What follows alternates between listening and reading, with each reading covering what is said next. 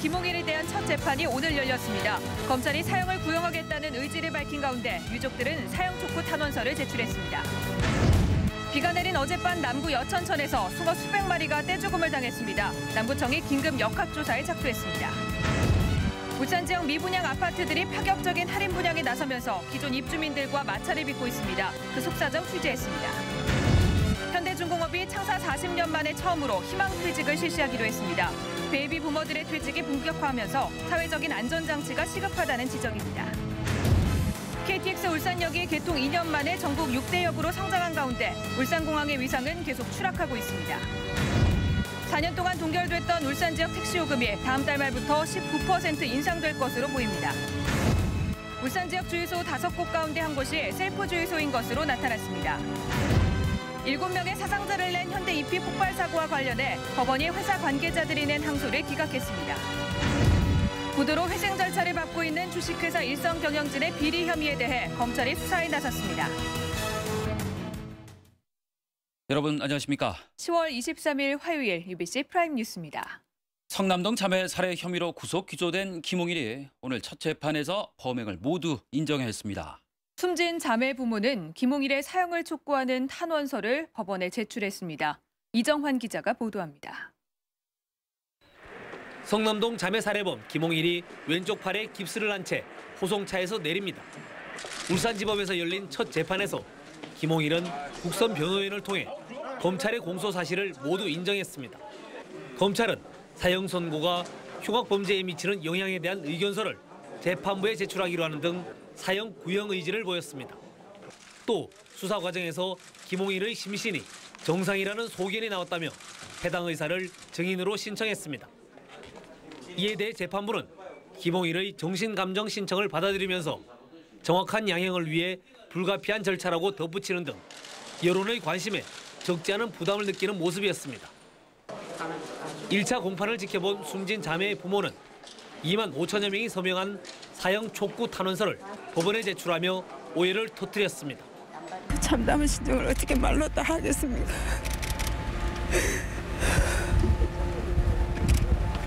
사형을 받아야만이 우리가 좀 편안하게 좀 지낼 수 있겠다. 그리고 저 세상 간 애들도 좀 원한을 풀지 않겠나 그런 생각으로 반드시. 1차 공판을 마친 김홍일은 오는 26일 옛 공주치료감호소인 국립법무병원으로 이송돼 한 달 동안 정신감정을 받을 예정입니다. 다음 달 26일로 예정된 2차 공판에서는 김홍일의 정신감정 결과에 대한 법원의 판단이 사실상 내려질 것으로 전망됩니다. UBC 뉴스 이정환입니다. 바닷물을 끌어올려서 생태 하천으로 조성한 여천천에서 숭어 수백 마리가 떼죽음을 당했습니다. 밤사이 내린 집중호우 때문으로 추정됩니다. 조인호 기자의 단독 보도입니다. 뜰채를 든 공공근로자들이 강바닥 여기저기서 폐사한 물고기를 쉴 새 없이 건져 올립니다. 양동이 안에는 죽은 물고기가 수북이 쌓여 있습니다. 한나절 만에 건져 올린 물고기만 500여 마리. 몸길이 20cm가량의 어린 숭어, 이른바 모치로 불리는 바다 물고기입니다. 요 가해로 가보죠. 저 벌써 쭉 가면서. 많아요. 위에는 중국 같다 이거 밑으로 더 많아서요. 3년 전 생태하천으로 복원한 여천천에서 물고기가 집단 폐사한 건 이번이 처음입니다. 이번에 집단 폐사한 모치는 여천천 생태하천 조성공사 이후 3년째 목격되고 있는 어종입니다. 남구청은 밤사이 집중호우가 내리자 하천 범람을 우려해 바닷물 유입을 막는 바람에 바닷물고기가 빗물 때문에 집단 폐사한 걸로 보고 있습니다. 바닷물에 사는 물고기인데 어제 비가 와가지고 바닷물 껐어요. 그 사람들 다니는데 여기 넣으시면 위험하다. 물로 갑자기 들어오니까 저건 갑자기 적응을 못해가지고 스트레스 받아가지고. 이와 함께 집중호우로 하천 주변에 있던 유해 물질이 갑자기 흘러갔을 가능성에 대해서도 역학조사를 벌이고 있습니다. UBC 뉴스 조인호입니다.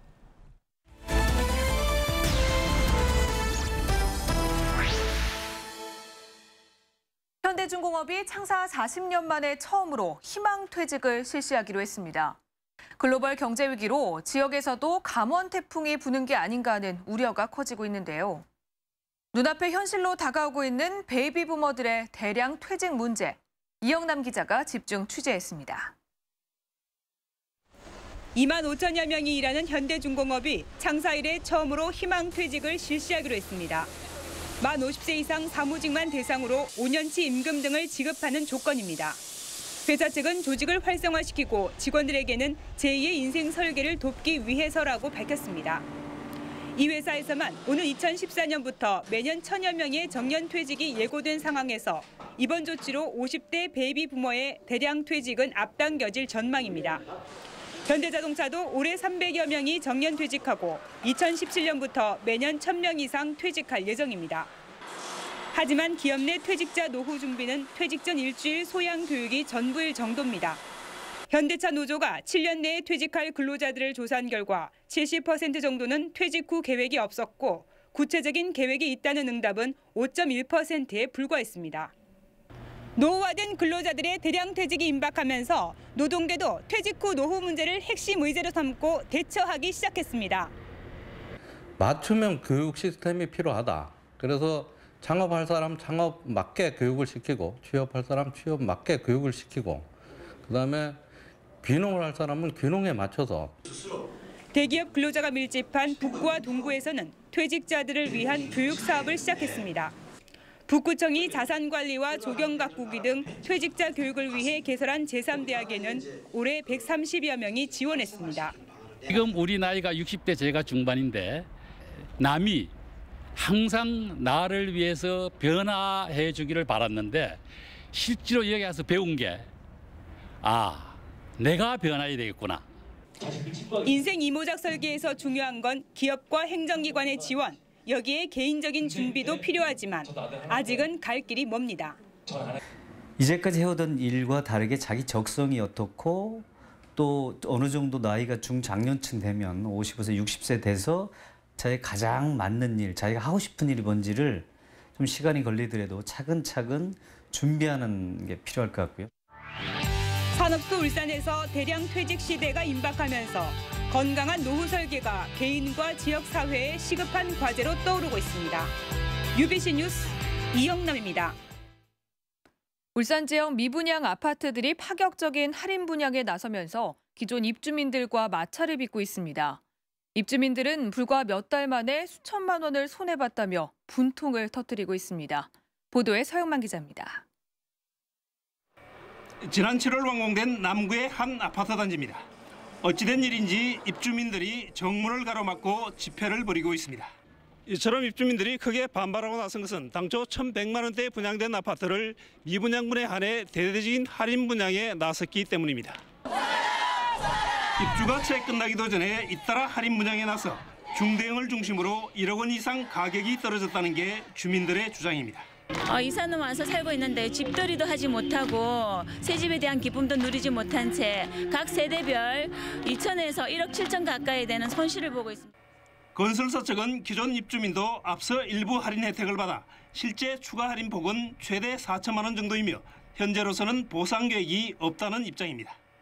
아직까지는 지금 상황은 좀 더 지켜봐야 되는 거고 지금 당장 어떻게 해준다 이런 대안을 안 세우고 있는 걸로. 현재 지역의 할인 분양 아파트는 신정동 중앙 하이철을 비롯해 북구 매곡동 월드메리디앙 등 10여 군데에 달합니다. 일부에서는 기존 입주자에게 위로 차원에서 보상에 나서고 있지만 크고 작은 마찰이 끊이질 않고 있습니다. 울산의 아파트가 평균 1,000만 원 시대였는데 혁신도시 이런 데서 분양을 하면서 800만 원대로 내려갔기 때문에 이런 분란이 많이 일어나고 있습니다. 연말까지 미분양 아파트에 대한 세제 혜택이 계속되는 만큼 건설사의 파격적인 할인 분양과 이에 따른 입주자들 간의 반발은 당분간 계속될 전망입니다. UBC 뉴스 서영만입니다.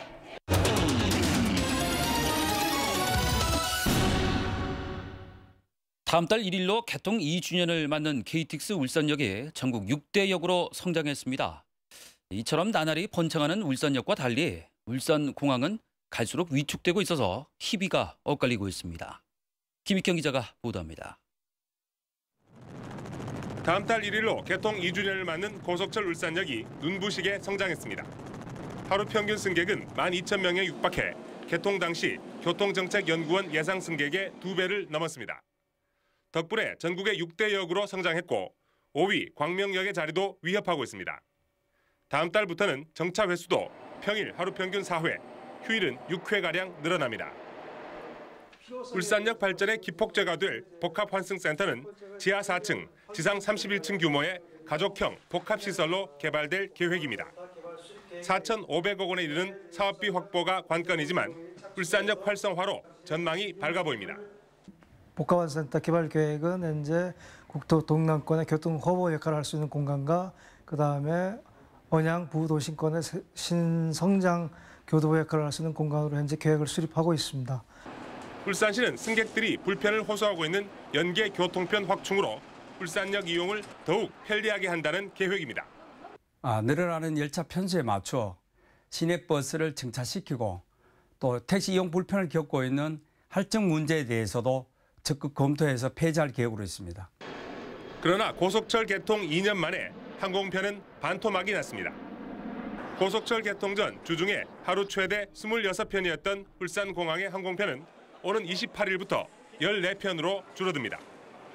개통 2년 만에 KTX 울산역은 완전히 자리를 잡았지만 갈수록 위축되는 공항 때문에 울산시의 고민은 계속되고 있습니다. UBC 뉴스 김익현입니다. 4년간 동결됐던 택시 요금이 이르면 다음 달 말쯤 19%가량 오를 전망입니다. 울산시는 오는 30일 물가대책위원회를 열어 택시 요금 조정안을 심의하고 심의를 통과하면 택시 미터기 조정 등 준비 작업을 거쳐 다음 달 말부터 시행한다는 계획입니다.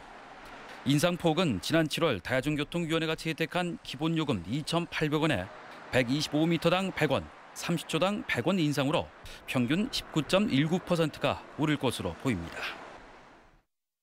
울산역 주유소 5곳 가운데 한 곳은 셀프 주유소인 것으로 나타났습니다.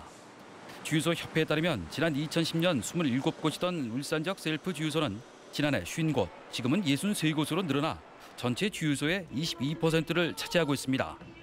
이는 경기 침체로 소비자들이 기름값이 싼 주유소를 선호하고 있는 데다 주유소 간의 경쟁도 치열해졌기 때문으로 보입니다. 문화재청이 울산시가 추진해온 반구대 암각화 보존을 위한 수리모형 실험에 참여하겠다는 입장을 밝혔습니다. 새누리당 김기현 의원은 오늘 국정감사에서 울산시가 반구대 암각화 보존을 위해 5억 5천만 원을 들여 수리모형 실험 연구 용역을 실시 중이지만 문화재청은 방관하고 있다고 질타했습니다.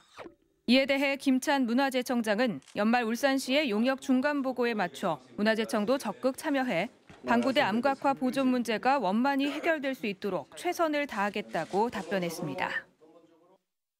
코스트코 허가를 반려해 직권남용 혐의로 기소된 윤종호 북구청장에 대한 두 번째 공판이 오늘 울산지법에서 열렸습니다. 오늘 공판에서 변호인 측은 지역 상권을 육성하고 보호하는 일은 구청장의 의무라며 허가 반려가 직권남용은 아니라고 주장했습니다. 재판에 앞서 윤 구청장 구명 대책위원회는 기자회견을 갖고 코스트코 준공 승인이 나면 진장 유통단지 조합이 윤 구청장을 상대로 제기한 10억 원의 민사소송을 취하하기로 해놓고 여태 미루고 있다며 즉각 고소를 취하하라고 촉구했습니다. 울산지법 제1형사부는 업무상 과실치사 등의 혐의로 기소된 현대이피 울산공장장 56살 박모 씨와 생산팀장 49살 지모 씨 등 2명이 낸 항소를 기각했습니다. 재판부는 근로자 3명이 숨지고 4명이 중경상을 입는 피해가 발생한 만큼 안전관리 의무를 위반한 피고인들의 책임이 크다고 밝혔습니다. 이들은 1심에서 각각 징역 1년에 집행유예 2년, 금고 10개월에 집행유예 2년을 선고받자 항소했습니다. 울산지검이 지난 3월 부도로 기업 회생 절차를 밟고 있는 주식회사 일성 경영진의 비리 혐의에 대해서 수사에 착수했습니다. 검찰은 일성에 투자한 기업은행 사모펀드와 우리투자증권 등이 경영진을 사기와 횡령 등의 혐의로 고소해 수사에 들어갔으며 회사에 대한 압수수색도 실시한 것으로 알려졌습니다. 이에 대해 일성 관계자는 투자사들이 투자금 회수가 불투명해지는 등 곤란한 처지에 놓이자 다소 무리한 주장을 하고 있다고 말했습니다. 오늘 오전 10시 52분쯤 울주군 두서면 활천리 도로에서 언양 쪽으로 가던 54살 이모 씨의 트랙터와 뒤따라가던 29살 유모 씨의 아반떼 승용차가 추돌했습니다. 이 사고로 승용차 운전자 유 씨가 숨졌습니다. 경찰은 승용차 운전자가 앞서 달리던 트랙터를 보지 못해 사고가 난 것으로 보고 정확한 사고 경위를 조사하고 있습니다. 오늘 새벽 5시 32분쯤 울주군 청량면 홍명고등학교 앞 길에서 신호 대기 중이던 탱크로리를 뒤따르던 탱크로리가 추돌해 운전자 1명이 다쳤습니다. 다행히 탱크로리가 비어있어 유출 사고는 없었지만 이 사고로 출근길이 1시간가량 정체를 빚었습니다. 울주군 천상지구 주변 문수산을 중심으로 참나무 시드름병이 확산되고 있습니다. 울주군은 문수산 등산로 일대에서 천여 그루의 감염목과 감염 의심목을 확인했다며 긴급 방제에 나설 계획이라고 밝혔습니다. 이 병은 광능 긴 나무좀이라는 매개충이 나무에 파고들어 곰팡이균을 옮기는 것으로 곰팡이가 수액을 지나는 길을 막아 나무가 말라 죽게 됩니다. 울산시는 지역의 장례식장 내 음식점 17곳에 대한 위생 점검에서 4곳을 적발했다고 밝혔습니다. 시는 유통기한이 지난 제품을 보관한 인삼병원 장례식장의 인삼병원 식당, 21세기 좋은 병원의 21세기 좋은 식당, 동강병원 장례식장의 연화식당에 대해서 각각 영업정지 15일을, 종사자 건강진단 의무를 위반한 울산 영랑원에 대해서는 50만 원의 과태료 처분을 했다고 밝혔습니다. 한 여행사가 해외 여행객 20명에게 2,800만 원의 여행 비용을 받은 뒤 출발 당일에 일정을 취소해 무리를 빚었습니다. 해당 여행사는 자금 운영이 어려워 벌어진 일이라며 여행객들에게 여행 비용을 환불해줬다고 해명했습니다. 다음은 간추린 뉴스입니다. 제67주년 경찰의 날 기념식이 오늘 울산지방경찰청에서 열렸습니다. 오늘 기념식에서는 울산경찰청 김정규 사이버수사대장 등 경찰 유공자 34명이 상을 받았고 김종기 경찰발전위원회 사무국장과 이강수 집회시위 자문위원 등 민간인 28명도 상을 받았습니다. 울산시 시설관리공단이 한국표준협회와 서울대학교 경영연구소가 주관하는 2012 한국서비스 품질지수 조사에서 1위에 선정됐습니다. 엄주호 이사장 취임 이후 공공기관 최초로 3년 연속 1위에 오른 시설관리공단은 서비스 품질과 신뢰성, 친절성 등에서 높은 평가를 받았습니다. 학교폭력 예방을 위한 청소년 부모 교육이 오늘 오후 울산시청에서 열렸습니다. 오늘 특강에는 조선미 아주대 교수가 청소년 문제 행동 다루기와 효과적인 의사소통 방법을 주제로 다양한 사례와 대책을 소개했습니다. 구미 불산 누출 사고 등 최근 잇따르고 있는 대형 사고 예방을 위해 기업체 안전관리 부서장 간담회가 열렸습니다.